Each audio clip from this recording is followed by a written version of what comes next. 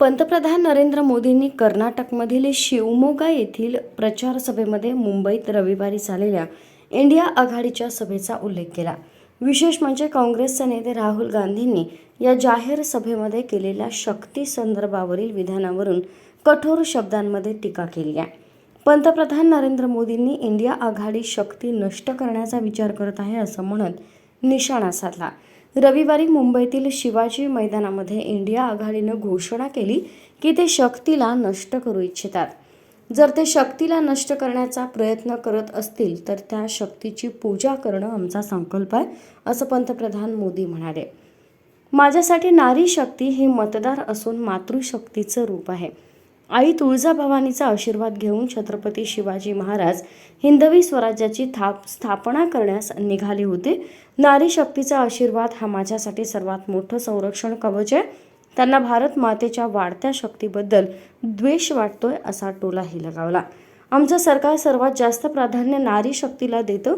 स्वातंत्र्यानंतर आतापर्यंत कोणत्याही सरकारनं नारी शक्तीला एवढं बळ दिलेलं नाही जितकं आमच्या सरकारनं दिलं आहे. त्यामुळंच आता आपलं चंद्रयान 3 अशा ठिकाणी पोहोचलं आहे जिथे आतापर्यंत कोणीही पोहोचलेलं नाही. म्हणून आम्ही त्या ठिकाणाला शिवशक्ती असं नाव दिलं, अशी आठवणही पंतप्रधानांनी करून दिली. अनेक राजकीय जाणकार म्हणतात की नारी शक्ती मोदींचं गुप्त मतदार आहेत. मात्र माझ्यासाठी देशातील महिला या मतदार नाहीत तर मातेचं शक्तीचं प्रतीक आहे. नारी शक्तीचा हाच आशीर्वाद माझ्यासाठी सर्वात मोठं कवच आहे असंही पंतप्रधान मोदी म्हणाले. रविवारी राहुल गांधींनी शिवाजी पार्कमध्ये झालेल्या भारत जोडो न्याय यात्रेच्या समारोपाच्या सभेमध्ये पंतप्रधान मोदींविरोधातील आमची लढाई ही व्यक्तिगत नाही, मोदी एक मुखवटा आहेत. ते शक्तीसाठी काम करतात. ती शक्ती संपवण्याचा आमचा मानस आहे असं म्हटलं होतं. छत्रपति शिवाजी महाराज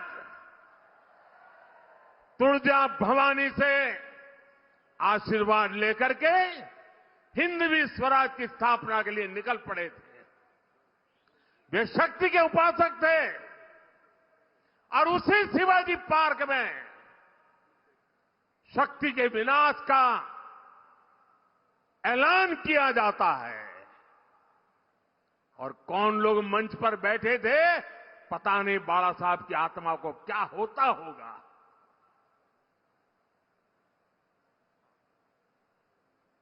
शक्ति का विनाश करने की सोच, साथियों, मेरे लिए देश की नारी भी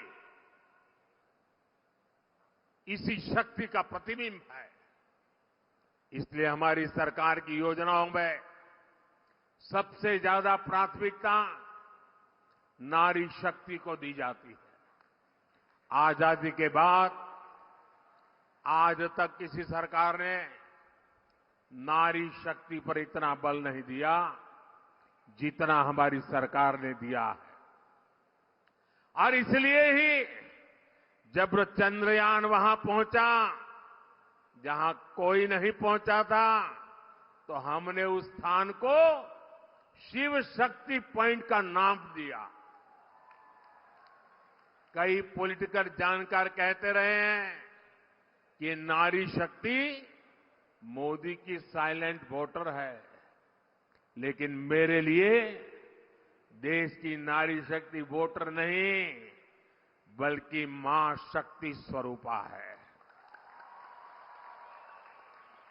नारी शक्ति का यही आशीर्वाद मेरा सबसे बड़ा सुरक्षा कवच है.